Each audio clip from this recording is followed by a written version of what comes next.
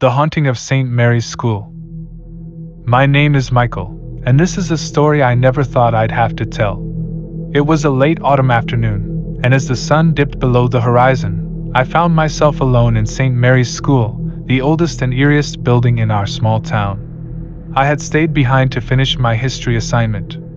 The school was deserted. The teachers and students had all gone home. I felt a shiver crawl up my spine as the creaking of old floorboards echoed through the empty halls. But I shrugged it off, thinking it was just my imagination playing tricks on me. As I sat in the dimly lit classroom, I couldn't shake the feeling that I wasn't alone. It was as if someone or something was watching me from the shadows.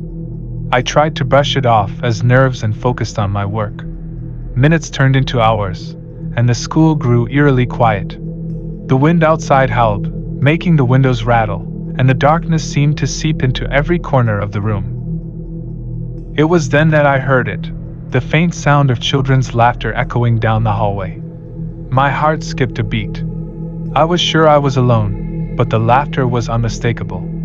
I cautiously stepped outside the classroom and peered down the dimly lit corridor. The laughter continued, growing louder with each step I took. "Hello? Is anyone there?" I called out, my voice trembling. There was no response, only the sound of the laughter growing even more sinister. I felt a knot forming in my stomach, urging me to turn back and run. But curiosity got the better of me, and against my better judgment, I followed the haunting giggles. The laughter led me to a long-forgotten section of the school, an area rumored to be haunted by the spirits of children who died under mysterious circumstances many years ago. The air turned icy cold, and I could see my breath as I cautiously stepped into the abandoned wing. The darkness was suffocating, and the laughter had stopped.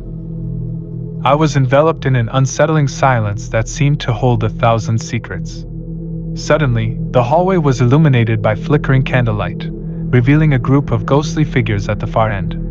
They were children, dressed in old-fashioned clothing, their eyes hollow and lifeless.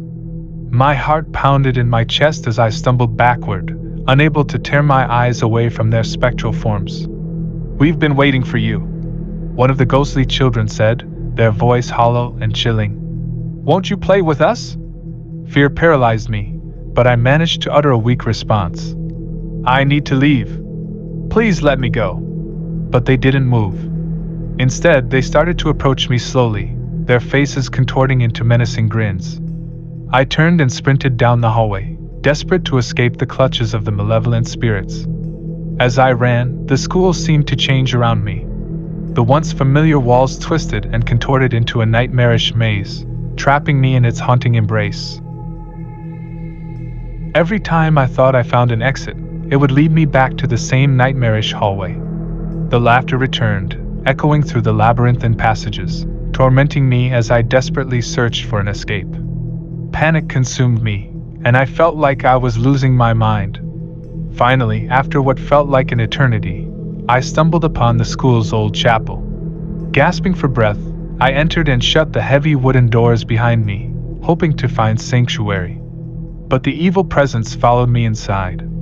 In the candlelight, I saw the ghostly children surrounding me, their laughter now deafening. Their eyes glowed with malevolence, and I knew they would never let me leave. Desperation washed over me, and I fell to my knees, praying for deliverance. And then, as suddenly as it began, everything fell silent. The ghostly children vanished into thin air, leaving me alone in the chapel.